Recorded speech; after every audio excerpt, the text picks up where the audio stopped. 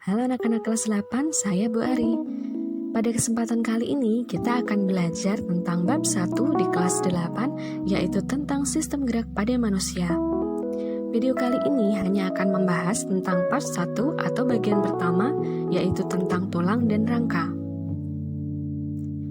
Tahukah kamu, kita mempunyai sistem gerak yang dapat menggerakkan tubuh. Sistem gerak manusia tersusun atas tulang dan otot. Tulang disebut sebagai alat gerak pasif, sedangkan otot disebut sebagai alat gerak aktif. Mengapa demikian? Tulang merupakan alat gerak pasif karena tidak dapat bergerak tanpa bantuan otot. Nah, sekarang kita akan membahas tentang berbagai jenis tulang berdasarkan sifat penyusun matriksnya, jenis penyusun matriksnya, dan bentuk tulang itu sendiri. Matriks disebut juga dengan cairan yang terdapat di antara jaringan-jaringan tulang. Tulang berdasarkan penyusun matriksnya bisa dibedakan menjadi dua. Yang pertama adalah tulang rawan atau sering kita sebut dengan kartilago, dan yang kedua adalah tulang keras atau yang sering kita sebut dengan osteon. Macam-macam tulang berdasarkan sifat matriksnya dibagi menjadi dua. Yang pertama adalah tulang kompak, yang kedua adalah tulang spons. Sedangkan berdasarkan bentuknya, jenis tulang dibedakan menjadi 4. Yang pertama adalah tulang pipa, tulang pipih, tulang pendek, dan tulang yang tidak beraturan. Nah, sekarang kita akan berkenalan lebih jauh dengan berbagai jenis tulang tersebut. Yang pertama adalah tulang rawan. Tulang rawan dibagi menjadi 3, yaitu tulang rawan hialin, tulang rawan elastis, dan tulang rawan fibrosa. Tulang rawan hialin merupakan bentuk tulang rawan yang jumlahnya paling banyak di dalam tubuh. Matriksnya bersifat homogen, halus, dan transparan, sehingga saat kita mengamati di bawah mikroskop, warnanya akan tampak putih kebiruan. Letak tulang rawan hialin terdapat di cincin trakea atau batang tenggorokan, cuping hidung, persendian, serta antara tulang rusuk dan tulang dada. Yang kedua adalah tulang rawan elastis. Sesuai namanya, tulang rawan elastis sifatnya sangat lentur. Karena tulang rawan elastis mengandung matriks atau cairan yang berbentuk serat elastis dan sifatnya bercabang-cabang. Ketika kita mengamati di bawah mikroskop, maka akan tampak warna kekuningan. Letaknya terdapat pada epiglotis dan bagian luar telinga. Yang terakhir adalah tulang rawan fibrosa. Tulang rawan fibrosa sifatnya kurang lentur bila dibandingkan dengan dua tulang sebelumnya. Matriks atau cairannya mengandung serat kolagen yang sifatnya tidak teratur, sehingga ketika kita melihat di bawah mikroskop, maka akan tampak berwarna gelap dan keruh. Letak tulang rawan fibrosa terdapat di antara ruas-ruas tulang belakang. Berikutnya adalah tulang keras. Tulang keras merupakan rangka yang menyokong sebagian besar tubuh pada manusia, terutama manusia dewasa. Tulang keras memiliki sel tulang penyusun yang dinamakan dengan osteosit. Bagian luar dari tulang keras dilapisi oleh suatu selaput yang dinamakan dengan periosteum. Periosteum itu sendiri merupakan tempat di mana otot kita melekat. Matriks atau cairan tulang keras tersusun atas dua bahan. Yang pertama adalah matriks kolagen, dan yang kedua adalah bahan yang tidak dimiliki oleh tulang rawan, yaitu ion kalsium, ion magnesium, dan ion fosfat. Matriks tulang keras membentuk lingkaran konsentris yang dinamakan dengan lamela, dan terdapat pada sistem Haffers. Lingkaran sel dan matriks tersebut akan mengelilingi sebuah saluran yang letaknya di bagian pusat dan dinamakan dengan saluran Haffers. Dalam saluran Haffers terdapat pembuluh darah dan juga saraf. Nah, tiap sel tulang keras atau osteosit yang terdapat di antara lamela akan dihubungkan oleh kanalikuli, yang merupakan saluran kecil sebagai penyuplai oksigen, makanan, dan membuang limbah antar sel. Nah, kalian bisa lihat gambar tersebut merupakan gambar dari tulang keras yang dipotong secara melintang. Kalian bisa mencari gambar yang lebih jelas ya. Berikutnya, kita akan membahas tentang jenis tulang keras berdasarkan sifat matriksnya. Tulang keras berdasarkan sifat matriksnya dibedakan menjadi dua. Yang pertama adalah tulang kompak yang matriksnya padat dan rapat. Contohnya terdapat di lapisan luar tulang pipa. Kemudian yang kedua adalah tulang spons yang matriksnya berongga. Contohnya terdapat di tulang pipih dan tulang pendek. Jenis tulang berikutnya berdasarkan bentuk. Tulang yang pertama adalah tulang pipa. Dinamakan tulang pipa karena bentuknya yang seperti pipa, berupa tabung dan biasanya berongga. Tulang pipa dibedakan menjadi 3 bagian.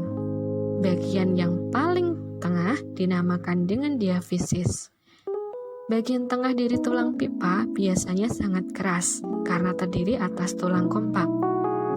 Di dalam diafisis terdapat rongga yang merupakan tempat dari sumsum tulang. Bagian yang kedua adalah epifisis. Epifisis terletak di kedua ujung tulang, terdiri atas tulang spons, sehingga ketika kamu sedang mengunyah tulang ayam, bagian kedua ujung bisa kamu kunyah dengan mudah. Yang ketiga adalah cakram epifisis. Cakram epifisis terletak di antara epifisis dan diafisis yang merupakan tempat pertumbuhan tulang. Contoh-contoh tulang pipa adalah tulang paha, tulang betis, tulang kering, tulang hasta, dan tulang pengumpil. Yang kedua adalah tulang pipih. Dinamakan tulang pipih karena bentuknya memang pipih dan gepeng. Contohnya adalah tulang rusuk, tulang belikat, dan tulang-tulang tengkorak. Yang ketiga adalah tulang pendek.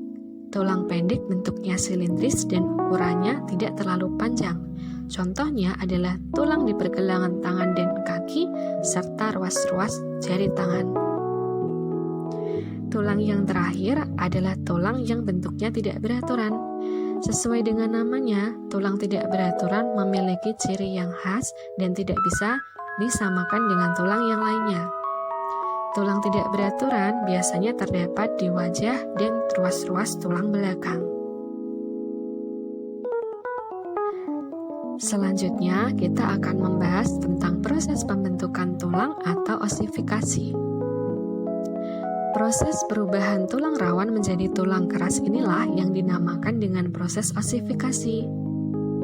Proses osifikasi biasanya terjadi pada anak-anak dan juga pada orang dewasa ketika mengalami keadaan patah tulang atau retak tulang. Pembentukan tulang tidak langsung seketika menjadi tulang keras, tetapi dimulai dengan pembentukan tulang rawan. Di dalam tulang rawan terdapat sebuah sel yang dinamakan dengan osteoblas. Osteoblas adalah sel yang merupakan cikal bakal dari osteosit. Osteoblas akan membentuk osteosit yang kemudian osteosit akan mensekresikan atau mengeluarkan protein sehingga membentuk matriks tulang keras. Matriks tulang keras yang berisi kalsium dan fosfat akan mengeras sehingga membentuk tulang keras.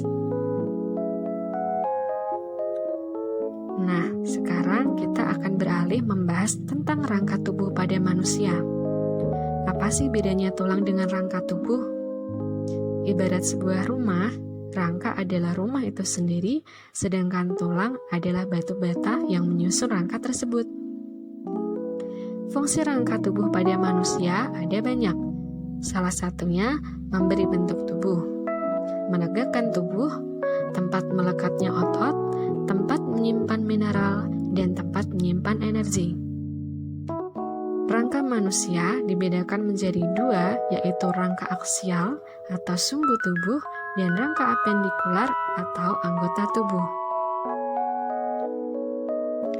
Yang pertama adalah rangka aksial. Rangka aksial tersusun atas tulang tengkorak.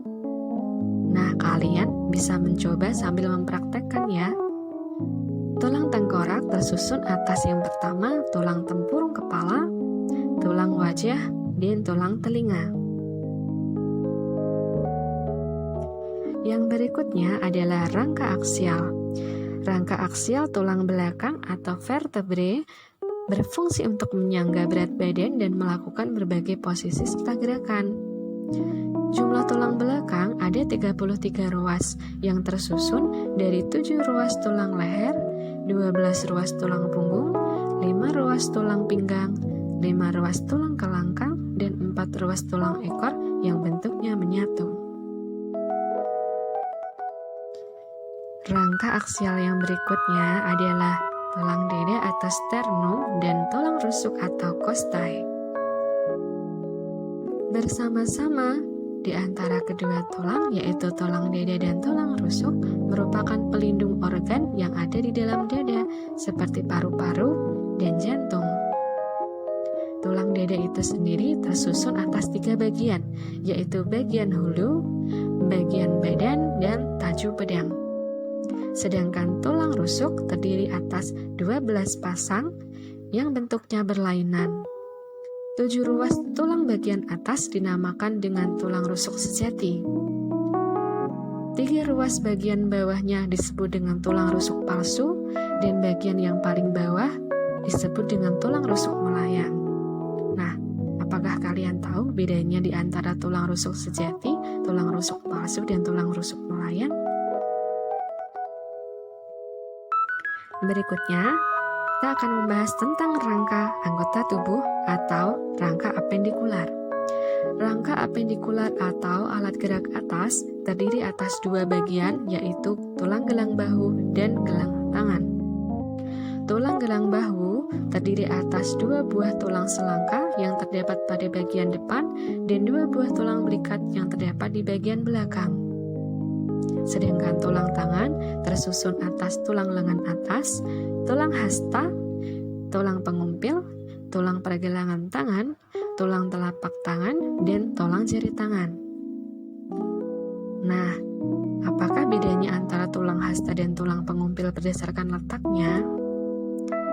Jika kamu melakukan tulang pengumpil dan tulang hasta, atau mengamati tulang pengumpil dan tulang hasta, maka lihatlah ujung ibu jari kamu. Tulang yang sejajar dengan tulang pengumpil adalah ibu jari, sedangkan yang sejajar dengan kelingking adalah tulang hasta. Rangka yang terakhir adalah rangka apendikular bawah atau alat gerak bawah. Alat gerak bawah tersusun atas gelang panggul dan tulang kaki. Gelang panggul tersusun atas 2 buah tulang usus, 1 buah tulang kemaluan, dan 2 buah tulang duduk. Nah, video penjelasan kali ini cukup sampai di sini ya. Kita akan bertemu lagi di video selanjutnya untuk membahas tentang otot dan juga sendi. Terima kasih atas perhatiannya. Tetap semangat dan selalu belajar. Sampai jumpa.